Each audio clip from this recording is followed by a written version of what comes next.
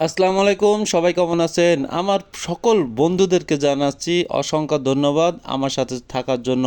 আমার আজকের পর্বটা থাকছে ধান চাষের উপরে। আজকের লং ভিডিওতে আমি ধান চাষের উপরে কথা বলবো এবং আপনারা অবশ্যই আমার সাথে যুক্ত থাকবেন ইনশাল্লাহ। তো দেরি না করে চলুন আমরা সেই বিস্তারিতগুলো জেনে আসি। ধান বাংলাদেশের প্রধান ফসল।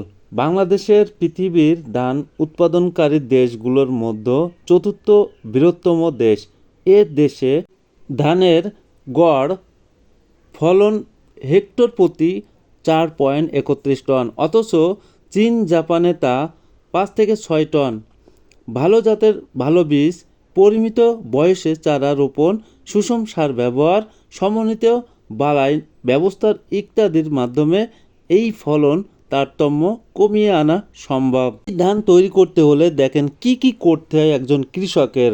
ধান চাষ করতে হলে প্রথমে বীজতলা তৈরি করতে হয়, সেখানে ধান বীজ ছিটিয়ে রেখে কয়েক সেচ দিতে হয়। তারপর ছোট চারা তৈরি হলে সেগুলোকে তুলে প্রধান জমিতে রোপণ করা হয়। তাছাড়া সরাসরি বীজ প্রধান জমিতে ছিটিয়েও চাষ করা যায়। ধান চাষে প্রচুর পরিমাণে পানির দরকার হয়। গাছের গোড়ায় অনেকদিন পর্যন্ত পানি জমিয়েও রাখতে হয়। সাধারণত নল তৈরি করে আইল বানিয়ে পানি ধরে রাখা হয়। আগাছা, রোগবালাই ও পোকামাকড় এর কারণে ধানের উৎপাদন কমে যেতে পারে। কৃষকরা স্বাভাবিকভাবে ধানের গোড়ায় পানি আটকিয়ে এই যে সমস্ত পোকামাকড় উৎপাত করে তাদের দমন করার জন্য পানি বন্দি করে রাখে ধানের গোড়ায়। ধান থেকে উৎপাদিত দ্রব্যকে চাল বলে, আর এই চাল থেকে তৈরি হয় ভাত, যা বাঙালির প্রধান খাদ্য। অধিকাংশ জাতের ধান পেকে গেলে হলুদ কিংবা হালকা সোনালী বর্ণ ধারণ করে। এরূপ হলুদ বর্ণ পরিণত হলে বুঝতে হবে ধান কাটার সময় হয়েছে। আমাদের দেশে প্রধান যে ধানগুলো তৈরি হয় এই মাঠে কিন্তু কেটে রাখার সময় বা উঠানোর সময় শুরু হয়ে যায় বৃষ্টি বাদলার ঝামেলা। এটা আল্লাহ পাকের একটা নিয়ামত। তারপরেও আমাদের কিন্তু ধান উঠানোর সময় প্রচুর কষ্ট করতে হয়। এই যে মাঠটায় দেখতেছেন আপনি, এই মাঠে কিন্তু আমি আসছিলাম। প্রচুর পরিমাণে আকাশের মেঘলা অবস্থা।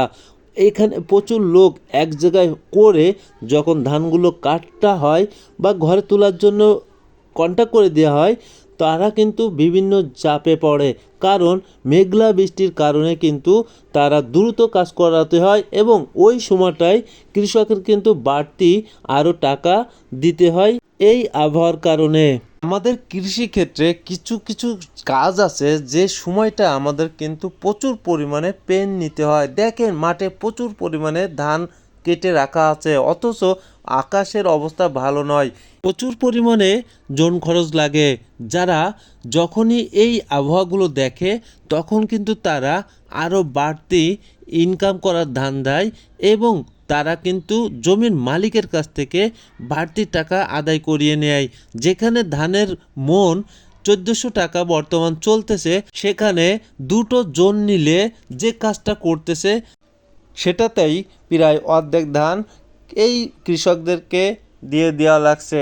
যাই হোক, তারপরেও কৃষকরা কিন্তু বসে নাই, প্রতি বছরের ন্যায় ধানগুলো তৈরি করতেছে এবং এই ধানগুলো বাজারে যে চাউলে রূপান্তর হচ্ছে, সেখান থেকে আমরা কিন্তু কিনে এনে বাসায় অনায়াসে রান্না করে খেতে পারছি। সর্বশেষ তারপরেও কৃষক ভাইদেরকে ধন্যবাদ জানাচ্ছি। আল্লাহ হাফেজ।